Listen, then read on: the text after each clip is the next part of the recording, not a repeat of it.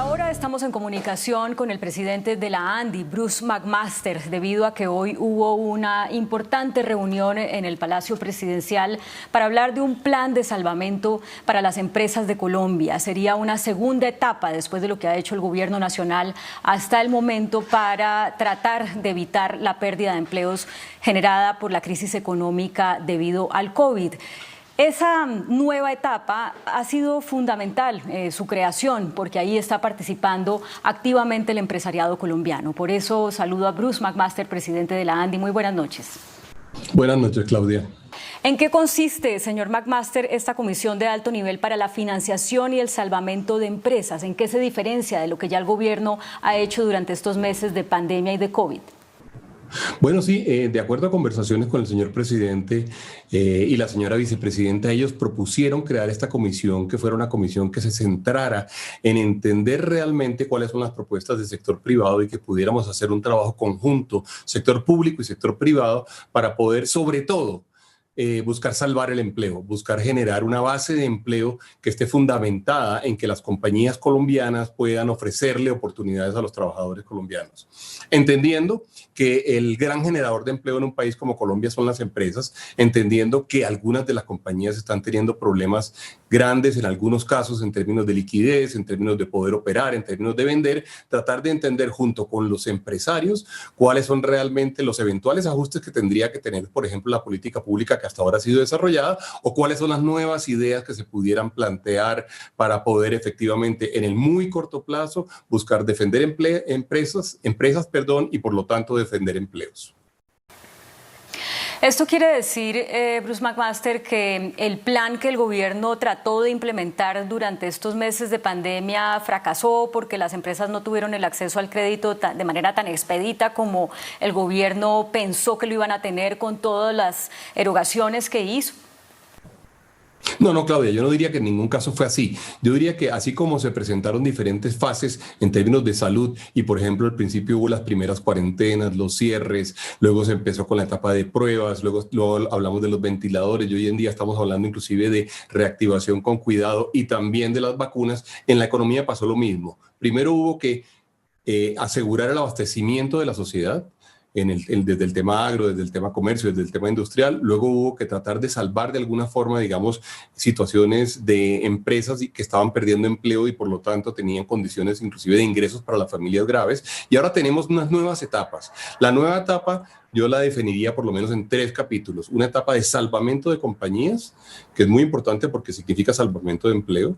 Una segunda etapa, una siguiente etapa, que es la etapa de reactivación propiamente dicha. Y luego vendría una etapa ulterior, que es la de repotenciación de la economía, como ver cuáles son las oportunidades que Colombia tiene con este nuevo mundo, con este nuevo panorama económico mundial, qué oportunidades tenemos para poder lanzar el país en adelante. De manera que yo diría que lo que se está haciendo ahora es ajustando, digamos, realmente el país, digamos, un país que no tenía la receta para poder entender exactamente cómo reaccionar a una situación como esta, en este caso para poder ajustar las políticas para que nos concentremos en salvamento de compañías, salvamento de empleo y reactivación económica. Pero miremos las cifras, porque hace nada más unos días el ministro de Hacienda decía que por la pandemia se han perdido 180 billones en pérdidas salariales, que el costo para la economía podría ser de 330 billones y prácticamente cada declaración es como una muestra de que ya el gobierno no puede dar más para tratar de salvar las compañías, de salvar el empleo, de cumplir con todas las promesas sociales. Entonces, ¿cuál es la propuesta que presentará el sector privado, que se compagina con esta cantidad de pérdidas para que sea viable ese salvamento de compañías? Es que hay que entender, Claudia, que esas pérdidas se producen especialmente en las familias, en las empresas colombianas y, por supuesto, parte de ellas en el Estado colombiano. Esos 330 billones de los cuales nos habló el ministro de Hacienda hace pocos días son el conjunto, digamos, de lo que perdimos en el tamaño de la economía este año, cómo no vamos a crecer este año y cómo no se crecerá en los próximos años, digamos, o la base de crecimiento será menor. Parte de ello ha tenido que ser justamente asumido, por supuesto, por las familias, por las personas, por las compañías. Con esto dicho, lo que se justifica muchísimo justamente en este momento es que hagamos todos los esfuerzos posibles y a nuestro alcance para tratar de minimizar esas cifras. Esa es la meta. A mí me parece que esas cifras son justamente las que justifican que nos sentemos a trabajar. Y yo diría, nos sentemos además con ideas creativas, con ideas nuevas, con ideas incluso heterodoxas, en el sentido de que no tiene que ser la misma fórmula que hemos utilizado tradicionalmente en la economía, inventarnos cosas nuevas. Y en esto hay que decir que, por ejemplo, la idea de que el Estado, por ejemplo, pudiera o no pudiera salvar compañías, en el pasado era algo impensable. La gente decía, no, si la compañía desaparece, desaparece y el Estado no tiene nada que ver con ello y esas son las reglas del mercado. Pues bueno, la situación actual condujo a que decisiones de los estados del mundo condujeron a que efectivamente las compañías perdieran viabilidad, o muchas de ellas perdieran viabilidad. Pues bien, vale la pena justamente lanzarle los salvavidas que sean necesarios a las compañías de todos los tamaños, a las pymes, a las compañías medianas, a las compañías grandes que se han visto afectadas, sector por... Claudia, por favor. Pero ¿cómo? Porque ya a ver, para allá. Un ejemplo es, mira lo que pasó con Avianca y ya pues el gobierno está obligado a dar un reversazo, ¿no? Al menos temporal. ¿Sería un tipo de salvamento de ese tipo, pero para compañías pymes y todo tipo de compañías como las hay en Colombia, o cómo sería? Bueno, es lo que han hecho inclusive muchísimos gobiernos del mundo. Muchísimos gobiernos del mundo lo que han hecho es justamente generarle condiciones, por ejemplo, de crédito de largo plazo con grandes plazos muertos a las compañías, porque es que no hay la menor duda de que la caja, los recursos económicos son para las compañías, son como el oxígeno para las personas. Una compañía sin caja es una compañía que se ahoga, una compañía sin caja es una compañía que no tiene cómo vivir. Entonces, poder inventarnos cosas. Hoy, por ejemplo, en la comisión yo mencionaba, y esto pues no quiero decir que sea una propuesta formal, pero por ejemplo, en los años 90 teníamos créditos de redescuento de líneas de Banco Mundial y de líneas del BID, que eran créditos a 15 años con 5 años muertos. Por ejemplo, ese tipo de ideas probablemente nos toca pensarlas otra vez, probablemente nos toca revivirlas. Y ese es el tipo de cosas que tenemos que pensar en este instante. Nos toca pensar distinto, Claudia. Yo no tengo la menor duda de que lo que tenemos hoy en día es un reto tan digamos, tan grande desde el punto de vista de todas sus implicaciones y desde el punto de vista de lo que significa para las familias y para el bienestar colombiano, que tenemos la obligación, todos los economistas, incluso los más ortodoxos, de pensar un poco distinto e imaginarnos nuevas soluciones.